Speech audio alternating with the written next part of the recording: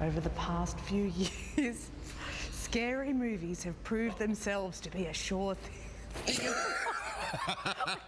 Can't do scary. A sure thing at the box office.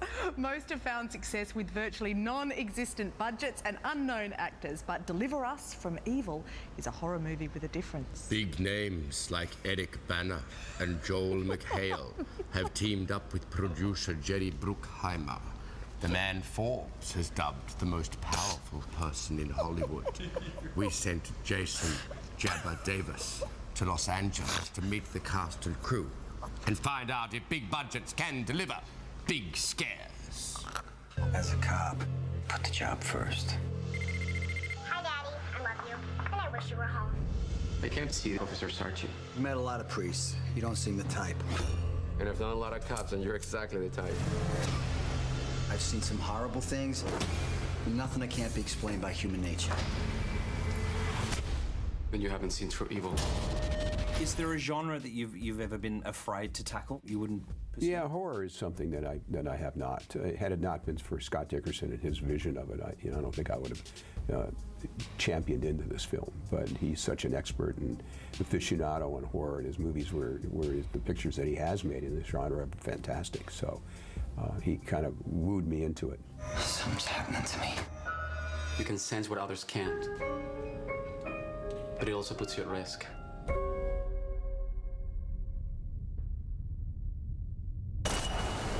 Now, we first met nearly 15 years ago. You'd spent time with Chopper Read to create the character of Chopper in that film. You spent time with Ralph Sarchie to create his character in this film. What would those two have made of each other? Oh, I think they may be twins, actually.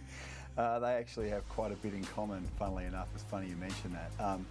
But they really do. They really do remind me of each other. But it was great to spend a bit of time with Ralph.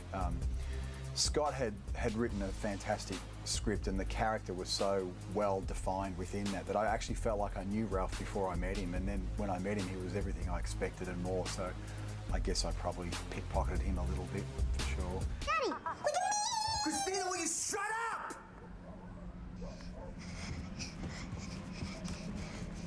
What the hell was that? You never talk to her like that.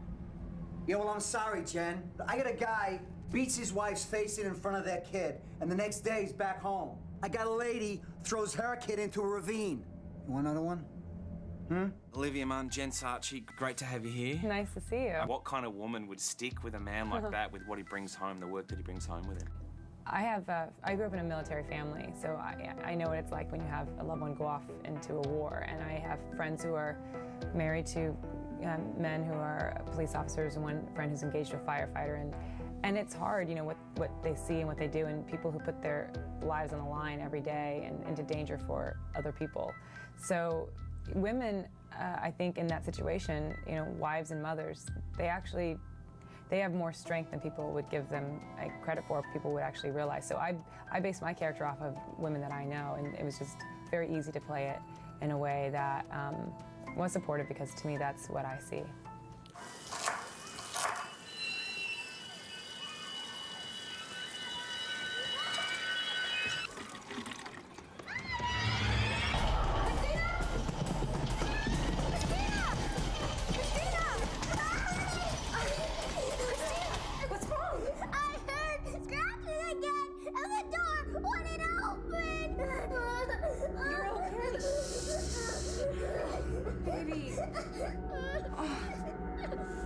You have some of the scariest scenes in the film with looking after your daughter. Were you genuinely scared during the production of the film? No, because it was a movie, and we were on set.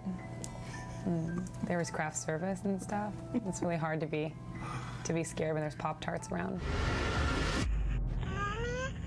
Every culture, every religion has practiced exorcism. Were there any sleepless nights for you during the production? Yes, every night was sleepless since we shot it at night. And if I was sleeping during production, I think I would have been fired. Your family is already in danger. Mommy.